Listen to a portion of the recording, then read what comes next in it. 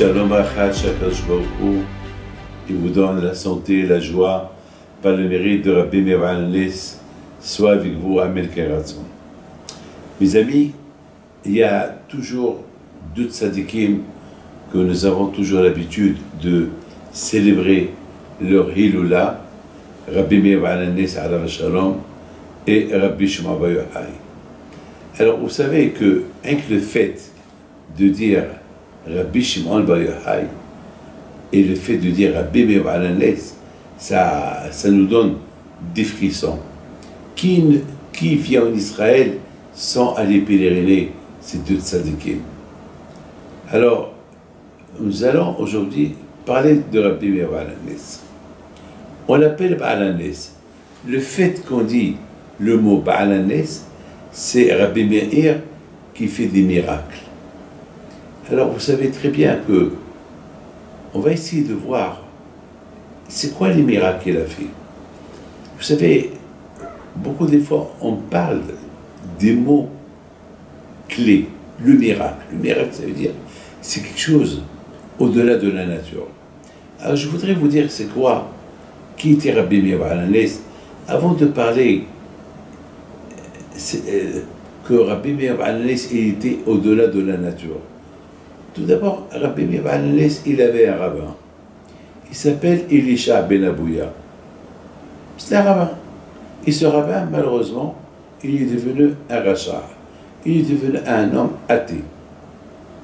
Et Rabbi Meir Baal HaNes, alav shalom, il allait chez lui étudier la Torah.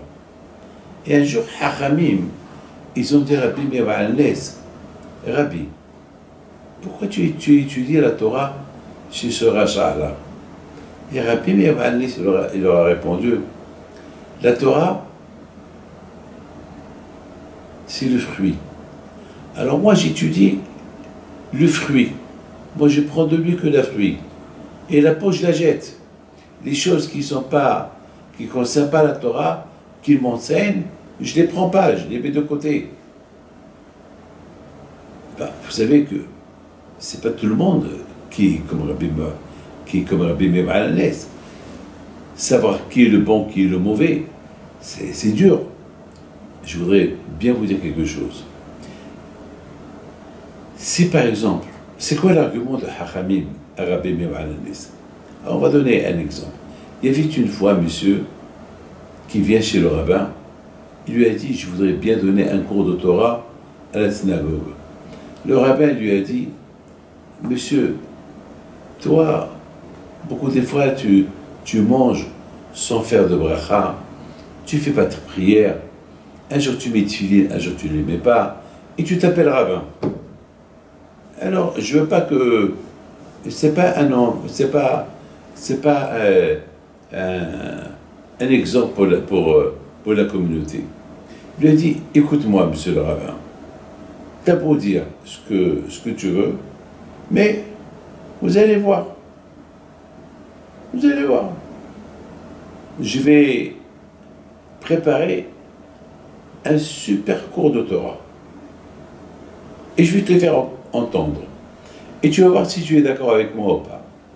Le rabbin lui a dit, même si tu prépares le meilleur cours de Torah, le meilleur des meilleurs, je ne vais pas te laisser venir à la communauté parler. Il lui a dit pourquoi? Il lui a dit, je te pose une question. Avant que la viande cachère elle est cachère, tout d'abord, il faut l'égorger, il faut la cachériser, après, il faut la laver. Mais une fois que tu as fait tout ça, est-ce qu'elle est cachère? Pas encore. Après, il faut la cuire, parce qu'on n'a pas le droit de la manger crue. Et une fois qu'on l'a bien cuisinée, elle est cachère. Il lui a dit oui. Alors, le rabbin lui dit, je te pose une question. Et si cette viande-là, qu'elle a été cachérisée, qu'elle a passé toutes les choses nécessaires pour être cachère, et on va la cuisiner dans une marmite au lait, est-ce que la viande est cachère? Il a dit non, elle n'est pas cachère.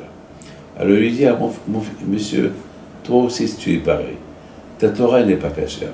Parce que ta Torah, elle est cuite dans un corps qui mange n'importe quoi, un corps qui fait Donc ta Torah n'est pas cachère. Ça peut pas faire, elle ne peut pas faire de l'effet. Mes amis, beaucoup des fois, j'évite d'écouter des cours de Torah des gens qui ne font pas attention à la religion. C'est important. C'est important que celui qui m'enseigne la Torah, qu'il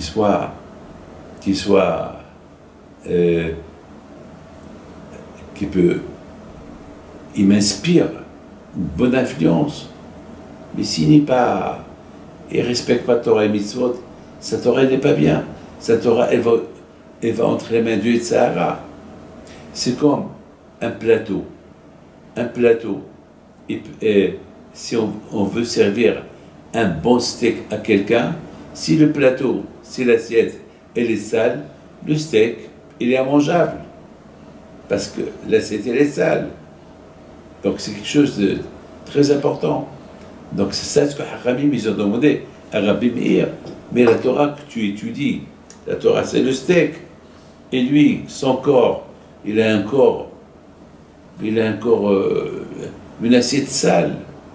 Et Rabbi Meir, à la Vachalon, il leur a dit, moi je sais faire le tri, moi je sais enlever le bon, et je le prends, et la peau, le mauvais côté de mon maître, Ahia Elisha ben Abouya, je le mets de côté. C'est extraordinaire. Vous savez, et c'est pour ça qu'il s'appelle Baal HaNes. Parce que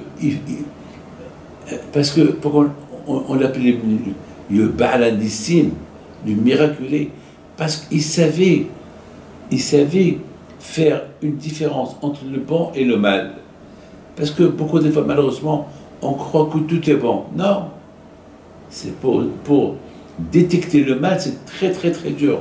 Alors, vous savez, une fois, il avait deux voisins, et ils étaient des grands Rishaïm, et chaque fois, il les insultait. Un jour, sa femme lui dit, Rabbi Meir, pourquoi tu insultes ces deux voisins? Il lui a dit, c'est des Rishaïm, regarde, ils fument Shabbat. Alors, il dit, au lieu de les insulter, prie pour eux, pour qu'ils fassent teshuva. Parce que de plus que tu les insultes, eh bien, ils sont encore plus rachats. Mais prie pour eux qu'ils fassent teshuva. Il a prié pour eux, ils ont fait une grande teshuva, ils sont devenus des grands rabbins. Vous voyez que Rabbi Meir il avait une force qui pouvait séparer le mal du bien et le bien du mal. Il savait. Regarde comme ces deux personnes-là, et ils ont fait teshuva par rapport à sa prière.